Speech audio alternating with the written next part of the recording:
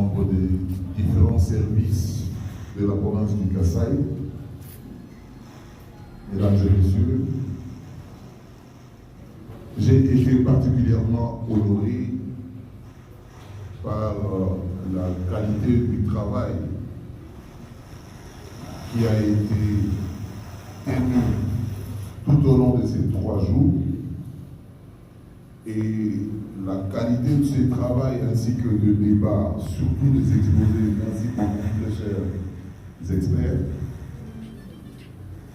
répond à l'exigence du président de la République de procéder à l'assainissement de notre environnement politique et administratif et à l'exigence utile de la bonne gestion non seulement des finances publiques, mais plutôt de l'État de manière générale. À l'issue de ces travaux très riches,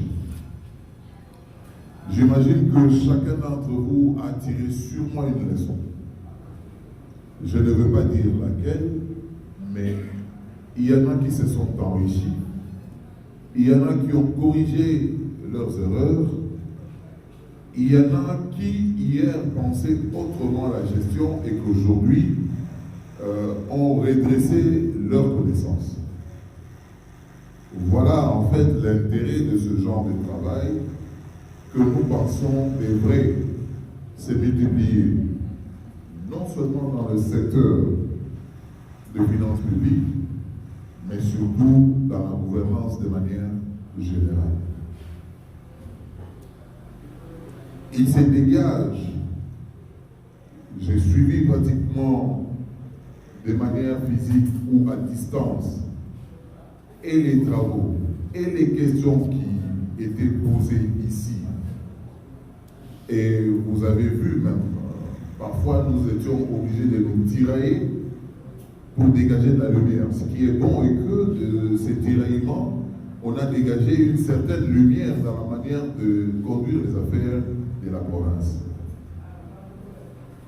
Je pense que je ne pourrai pas m'arrêter en si bon chemin, car si ceci a concerné les finances publiques de manière générale, souvenez-vous que nous avons un grand défi. Le grand défi reste encore la réforme de notre régie financière locale, à savoir la DGCAS. Nous pensons que notre régie, loin d'être pratiquement à la hauteur de nos attentes, mérite bien de s'appuyer sur cette technique pour non seulement répondre à toutes les attaques qui viennent vers le gouverneur, pensant que c'est le gouverneur le gestionnaire de la DGCAS, mais plutôt qui devrait aller vers elle, notamment dans la gestion du personnel, dans la canalisation de recettes et surtout dans le traitement des différents dossiers qui nécessitent une certaine technicité. C'est l'occasion pour moi ici non seulement de remercier encore pour cette opportunité, mais aussi et surtout de demander encore de ne pas s'arrêter sur un si bon chemin, si excellent chemin. Car si vous estimez que les principes généraux que nous avons, sur lesquels nous avons débattu ici, peuvent faire bien fonctionner la province, il faut donc que compartiment par compartiment, chacun soit capable de tirer les mécanismes qui sont les siens et même au besoin de les réformer pour se conformer aux principes que nous avons mentionnés ici. Non seulement qu'il est de notre devoir, la province, de le faire, mais également j'entends voir encore nous accompagner également techniquement là-dessus par la disponibilisation des experts et aussi par la mise en place d'une technique suffisante.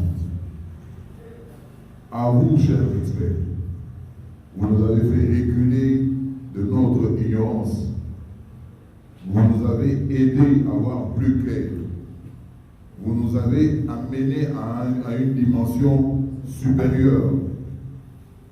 Tout ce que la province peut dire aujourd'hui, c'est exprimer sa gratitude à l'endroit de vos experts et aussi à l'endroit de ceux qui vous ont délégués.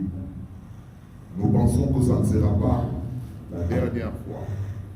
Nous espérons vous revoir très vite, encore très vite, si pas dans le même domaine, mais dans d'autres domaines qui ont besoin de votre expertise. Je voudrais donc terminer ici en vous félicitant tous. Vous vous êtes sacrifiés. Il y en a qui n'ont pas quitté cette salle du premier au dernier exposé. Il y en a qui ont assisté à tous les détails de la tenue de ces travaux. Je vous félicite donc pour cette marque de fidélité et d'assiduité et vous encourage donc à mettre en pratique les principes ici appris. Et donc, pour espérer que ceci ne soit simple parole, j'inviterai donc encore, dans la mesure du possible, de nous produire un petit fascicule qui reprendrait pratiquement l'essentiel des travaux ici tenus. Ainsi, ça nous permettra pour chacun de pouvoir se référer dessus pour ne pas trop rentrer dans la loi. Ceux qui sont paresseux pour lire la loi pourront trouver des explications dans ces fascicules. Pour faciliter ainsi la tâche aux opérateurs de l'administration que nous sommes et que vous êtes, d'aider la province à avancer très rapidement. Que vive donc la République démocratique du Congo, que vive la province du Kasaï. Ainsi, je déclare clos le séminaire gouvernemental sur la gestion des finances publiques dans la province du Kasaï. Je vous remercie.